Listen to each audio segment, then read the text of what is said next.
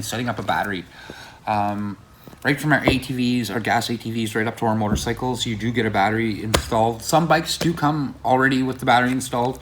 This one here, we have to add the liquid to it. So what we're gonna do is we're gonna go ahead and open it up.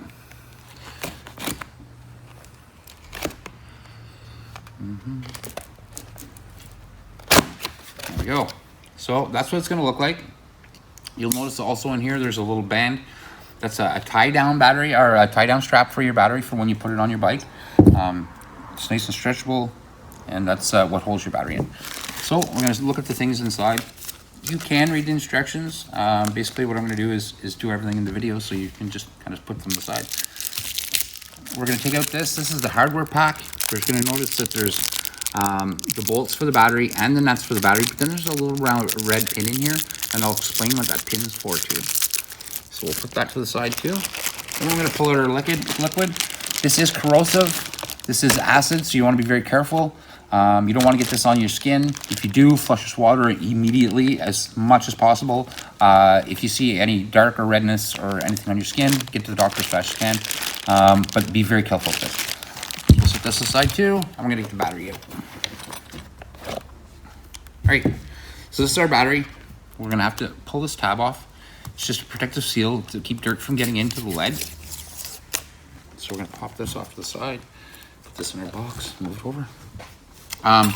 This is a lead-based battery, so what happens when the acid contacts the acid or the lead inside, it creates energy. So, and it holds energy, which is great. So we're gonna go ahead and get started here. This is the cap for the battery, so it's gonna go on here after we get the acid inside. So we're just gonna set it aside too. I'll explain this toolkit too after. Right now, what we need is we need that little red pin. Now, put your hardware to the side. With that little red pin, again, careful, hold this in place. You just wanna poke some holes in the top here. And there is a method to my madness and why I'm doing this. I tend to use this pin to do that because it it makes it, when you put the battery on top, it makes it punch these holes a lot easier. So kind of sort of flip your battery over like this and put it together like that. Make sure all the ports are in. And then when you get it up, just give it a good hard push down. You're gonna see that the acid is slowly leaking in there. So take your pin and poke a hole in the top.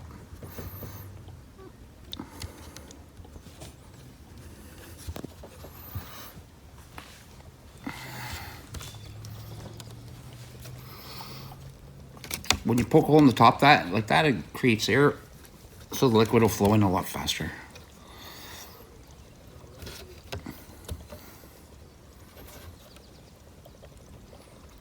Okay, that's the last one done. So all of your acid's gonna go into your battery. Now you don't need this pin anymore. You can set it aside, throw it in the garbage. You don't need it. And we'll put the protective piece back on it though. All right, so your acid is all drained down. There's nothing left inside. Again, even a drop of this will hurt, so we're gonna just be very careful. I always keep my box set aside so I can dispose of everything together.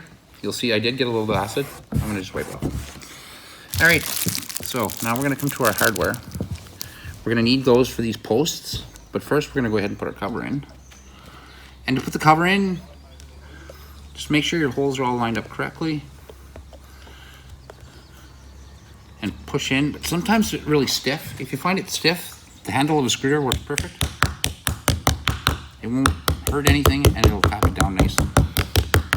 Perfect. Okay, so now we're gonna take our hardware. You're gonna take that little tiny square and you're gonna make sure, if you look at the square, on one side it's flat. This is the flat side. And on this side, there's a little indent. See? And what you do is you slip the indent up. So when you you put the bolt in, it'll grab the nut by itself. And you're not going to tighten this up tight because you're going to have to put the battery post on. But rather than try to carry these things around, which is really pointless, it's easier to have them already on the battery for when you get to go install it in your bike. So just finger tighten them in so you don't lose any parts. Right, and that's how you do a battery. It will have a small charge when you do put acid in a battery. It gives it a small charge. So if it's enough to start your bike, that's fantastic. You can take it for a drive. Then the stator in the bike will charge the battery. If not, take your battery to an AutoZone or any sort of automotive dealer, and they will charge your battery. They usually charge around $5 or $6, but they'll will charge your battery for you to full power.